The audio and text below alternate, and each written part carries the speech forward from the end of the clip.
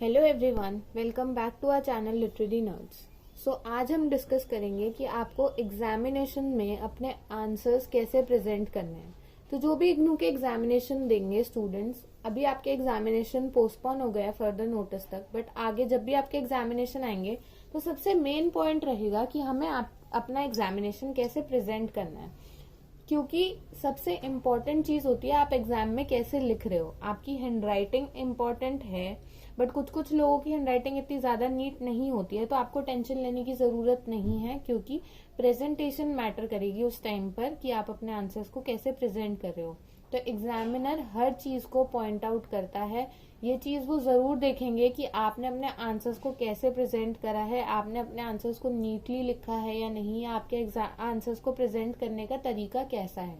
तो आज हम वही डिस्कस करेंगे कि आपको अपने आंसर्स कैसे प्रेजेंट करने हैं कि आंसर्स के साथ साथ एग्जामिनर प्रेजेंटेशन देखकर भी खुश हो जाए। तो आप इस वीडियो को एंड तक देखें एंड ज्यादा से ज्यादा लोगों के साथ शेयर करें, ताकि सबको पता चल सके कि आपको एग्जाम में कैसे पैटर्न से अपने प्रेजेंट करने हैं आंसर्स। तो सबसे पहले आप देखोगे कि ये शीट मिलेगी आपको ऐसे ही टाइप में मिलती है, थोड़ी चौड़ी होती है ऐसे, और यहाँ से थोड़ी कम होती है। तो यही पैटर्न शीट मिलेगी आपको अपने एग्जामिनेशन में। आप देख सकते हो यहाँ पे ऐसी ही शीट होती है और आपके एग्जाम में यही दिखेगी आपको। बस इग्नू के एग्जामिनेशन में यहाँ पे इग्नू लिखा होता है और फ्रंट पेज आता है। इग्नू के एग्जाम में फ्रंट पेज अटैच होकर आता है, जिसमें आपको अपनी इन्फॉर्मेशन भरनी होती है। बेसिक एनरोलमेंट नंबर भरना होता है, आपको अपना नाम लिखना होता है, आपको जो भी बेसिक डिटेल्स होती हैं वो आपको फिलअप करनी होती हैं। जो भी होती हैं वो आपको फर्स्ट पेज पे आप ध्यान से फिलअप कर लेना, वो यहाँ पे अटैच होगा इग्नू के उसमें। एंड सेकंड पेज आपका ऐसा ही होगा। तो आपको आंसर्स अब कैसे प्रेजेंट करने हैं वो हम जानेंगे इस वीडियो में। तो सबसे पहले पॉइंट पर आते हैं। तो सबसे पहला पॉइंट जो आपका रहेगा वो सबसे बेसिक पॉइंट होता है हमारा, जो है कि आपको राइट साइड पे सबसे मेन पॉइंट होगा कि आपको मार्जिन बनाना है।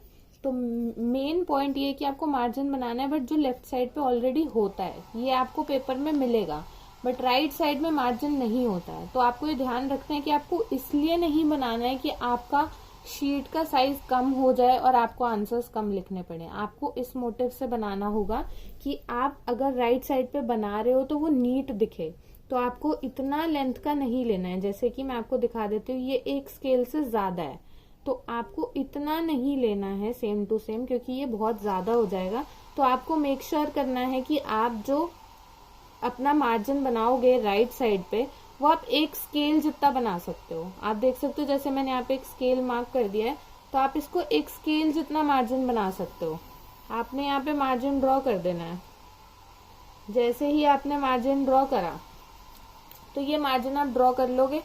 उसके बाद आप इस मार्जिन को ऐसे भी ड्रॉ कर सकते हो कि आपको एक आइडिया हो। जैसे कि अब नेक्स्ट शीट पे मैंने ड्रॉ करा, तो मुझे एक आइडिया है कि यहाँ एक मार्जिन स्केल का है, तो मैंने यहाँ पे एक आइडिया से इतना मार्जिन उठा लिया और इसे ड्रॉ कर दिया। ऐसे ही आपको पहले ही ड्रॉ कर लेना है हर शीट पे आप मार्जिन ड्रॉ कर लोगे आपके एग्जाम शुरू होने से पहले, क्योंकि ये टाइम सेव करेगा। आपके पास पहले टाइम होता ही है, तो आप हर पेज पे मार्जिन पहले से ही ड्रॉ कर लो, इस साइड पे भी एंड दूसरे साइड पे भी। तो आपको ये ध्यान में रखना होगा, पूरी शीट्स पे मार्जिन ड्रॉ कर लो पहले से ही, to be on safe side, क्योंकि बाद में आपके पास टाइम नहीं बचेगा इस चीज को करने के लिए। तो सेकंड पॉइंट, अब मेन पॉइंट रहेगा हमारा, जो सेकंड पॉइंट होगा कि आपको कैसे अपने आंसर को प्रेजेंट करना है। तो आपने यहाँ लाइन खींच दी, आपका मेन था। अब उसके बाद आपका आता है काम ब्लैक पेन का। तो सबसे पहले सोचो, अगर आपका एमईजी का एग्जाम है, सपोज कर रही हूँ मैं, आपका एमईजी का एग्जाम हुआ और आप एमईजी का एग्जाम दे रहे हो, तो सपोज यहाँ पे आप लिखोगे एमईजी 01, जो भी आपका एग्जाम है 01, 02, 03 कुछ भी होगा, आपने यहाँ मेंशन कर देना एमईजी 01। यहाँ पे आप हेडिंग लिख दो ब्रिटिश पोएट्री। आपने यहाँ हेडिंग लिख दी British poetry, MEG 01 British poetry. ये आपका जो भी होगा एग्जाम पैटर्न, जो भी होगा आपका हेडिंग और कोड जो भी है, IBO 1, MEC 1, MEG 1, MES हो सकता है, कुछ भी हो सकता है, मतलब यहाँ पे आपको ये हेडिंग्स लिखनी होंगी। ये आपका मेन पॉइंट होगा। ब्लैक पेन का आपका काम यहाँ खत्म हो जाता है, क्योंकि क्वेश्चंस लिखने की आपको नीड नहीं है, उससे आपका टाइम वेस्ट होगा और क्वेश्चन आप क्वेश्चन पेपर में से देखोगे। अब आपने सपोज सोचा है कि मुझे आंसर 1 लिखना है पहले, तो आप मार्जिन के लेफ्ट साइड पे लिखोगे। जो भी आप आंसर अटेम्प्ट करने जा रहे हो वो आपको राइट साइड पे नहीं लिखना है। कुछ कुछ स्टूडेंट्स यहाँ लिखते हैं, तो ये गलत है। यहाँ नहीं लिखोगे, आप लेफ्ट साइड पे लिखोगे। अगर आपको आंसर 1 अटेम्प्ट करना है एंड सपोज करो उसके पार्ट्स हैं, तो आप यहाँ फर्स्ट पार्ट, ए पार्ट यहाँ से लिखना शुरू कर दोगे। अब आप आंसर लिखने के लिए यहाँ से आपने आंसर लिखना शुरू कर दिया। सपोज द अबव स्टेटमेंट या above lines given are from, जो भी पोएम होगी, दिस पोएम written by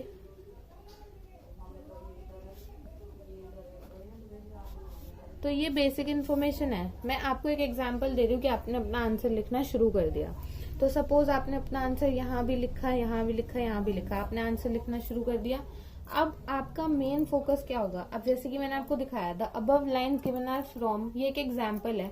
आपने यहाँ पे ब्लैक पेन का यूज कर सकते हो कि ABC पोएम, सपोज जो भी पोएम है, XYZ राइटर, जो भी राइटर है, हम उसे ब्लैक पेन में लिख सकते हैं थोड़ा अट्रैक्ट कराने के लिए। या फिर अगर आपके पास टाइम लास्ट में बचेगा तो उसे आप पेंसिल से मार्क कर सकते हो बाद में कि हमने ये मेन फोकस पॉइंट्स रखे हैं अपने आंसर्स में। तो ये आपको एक एडिशनल प्लस पॉइंट दिलाएगा कि आपने अपना आंसर कैसे प्रेजेंट किया। अब सपोज करो आपने अपना आंसर लिख दिया, तो सबसे इम्पोर्टेंट चीज है आपके पैराग्राफ चेंज। अगर आप पैराग्राफ चेंज करना चाह रहे हो तो आपको कैसे चेंज करोगे? तो सबसे मेन इंपॉर्टेंट पॉइंट होता है, सपोज करो आपने यहाँ तक लिख लिया है और आप यहाँ तक लिखे जा रहे हो, यहाँ तक लिखे जा रहे हो, लिखे जा रहे हो, लिखे जा रहे हो, और यहाँ आपका आंसर खत्म हो जाता है।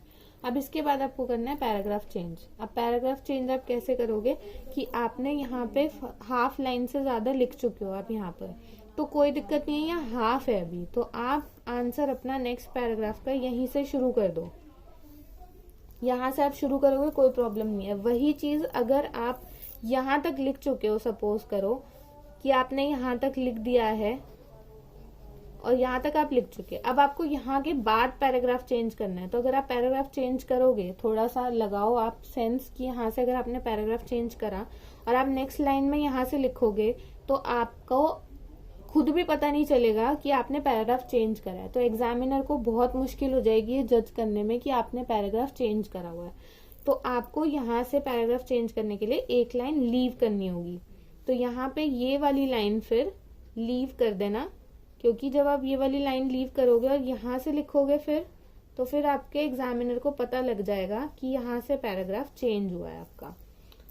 तो आई होप ये चीजें यहाँ तक क्लियर चल रही हैं कि हमें पैराग्राफ कैसे चेंज करना है और हमें मार्जिन के इस साइड लिखना है। जो भी हमें मार्क करना है न्यूमेरिकल की, अगर हमने फर्स्ट का A पार्ट अटेम्प्ट करा है, हम यहाँ से अगर B पार्ट शुरू कर रहे हैं तो B पार्ट आप यहाँ ही लिखोगे। आप इस लेफ्ट बॉर्डर से बाहर नहीं जाओगे। ये मार्जिन है जहाँ आपको ये चीजें लिखनी है। ये आपका एडिशनल स्टफ होता है जो आपके इस लाइन पे ही रहना चाहिए, इधर से इधर नहीं आना चाहिए। तो ब्लैक पेन से आप हेडिंग्स लिखोगे, बीच में आपको ब्लैक पेन की नीड आती है तो आप लिख सकते हो। आप आंसर्स अपने ब्लू पेन से ही लिखोगे, कोई भी पेन यूज कर सकते हो, ऐसी कोई दिक्कत नहीं है।